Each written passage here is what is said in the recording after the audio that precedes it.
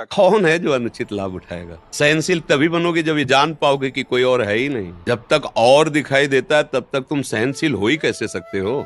किसी और की सत्ता है क्या? जो क्रूर और दुष्ट और पापी, नीच, चांडाल ऐसा रोल कर रहा है, वो कौन कर रहा है? मेरा आराध्य देव, दूसरा कोई नहीं है। सोचो, तुम्हारा दोस्त है, वो नाटक में क्रूर कर्म करने वाला रोल करे, उसे क्या कहते हैं?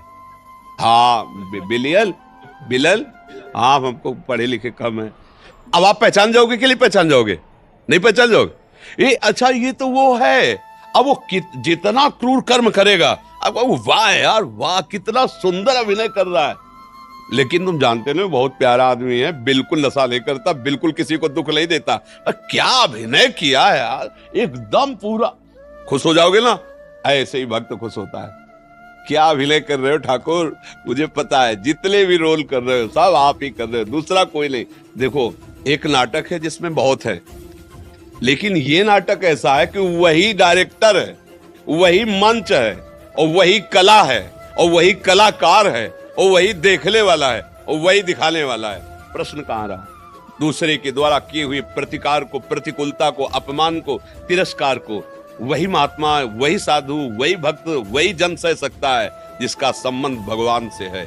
नहीं सह सकते, नहीं सह सकते, क्योंकि जब इस समझ में अहंकार को आएगा कि मुझे नीचा दिखाया जा रहा है, तो जो भी पावर उसको समझ में आता है सारा पावर झोंक देगा। और जब ये समझ में आ रहा है कि वाह, समझ में आ रहे मालिक कौन कौन से रूप रख के आ रहे हो, क्या क्या कुछ भी कर लो, हमारी नेत्र से बच नहीं सकते। अब तुम छुप नहीं सकते।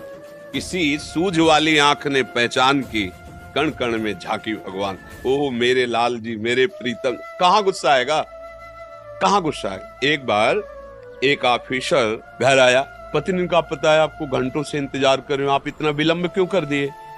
ओ प्रणय को, उसने पिस्तौल निकाली, गोली भरी, पत्नी के यहां लगाया। ऐसे बोले बताऊं? बोले हमें डर नहीं लगता तुम्हारी धमकियों से। बोले क्यों? पिस्तौल असली है, गोली असली है। बोले तुम मेरे प्रीतम हो, इसलिए तुम मजाक कर रहे हो, तुम कर ही नहीं सकते। बोले काला जी, समझ रहे हो ना, मेरे प्रीत, अगर दूसरा रख देता तो प्राण व्याकुल हो जाते, नहीं होते, डर जाता ना।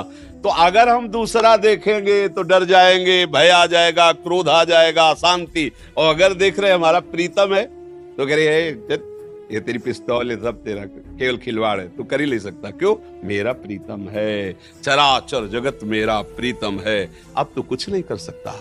तू मुझे विविध रूपों में छलता रहा, अब गुरु के द्वारा दी हुई नेत्रों से मैं तुम्हें पहचान गया हूं, अब तुम छुप नहीं सकते। बिना ये स्थिति आए सहनशील हो ही नहीं सकते। थोड़ी बात सह सकते हो, लेकिन जब और आगे बढ़ेगी ना तो फिर आप नहीं सह पाओगे। एक सीमा तक तो सह सकते हो, बुद्धि लगा के सहना चाहिए परमार्थ के पति को। फिर इसके बाद जो उसका स्वरूप आएगा कि अब हो गया, बाद में भजन देख लेंगे, क्षमा मांग लेंगे, पर तुम बात बदल जाए। और अगर ये दिखाई दे रहा कि प्यारे है तो ये गुस्से ले जाएगी, हंसी आएगी कि कर लो आप, कर लो आप ही हो, अब ये जीवन आपको समर्पित है। चाहे आप प्रणाम करो, चाहे आप जूता मारो, चाहे माला चढ़ाओ आप, चाहे आप दंड दो, नाथ मैं तो आपका हूं। अब आप कुछ भी करो, मुझे समझ में आ गया, आपके सिवा को जीत गया। तो ये देखो परमार्थ है, इसमें बातों से तो विजय नहीं मिलेगी, इसमें चलना पड़ेगा। नाम जप करो, अच्छे आचरण करो, बुराइयों से बचो, दूसरों को सुख पहुंचाओ, सब में भगवत भाव करो, अभी आनंद आ जाएगा, सारे पाप नष्ट हो जाएंगे। हृदय जो जलता रहता है वो पाप हैं, वो जलाते हैं।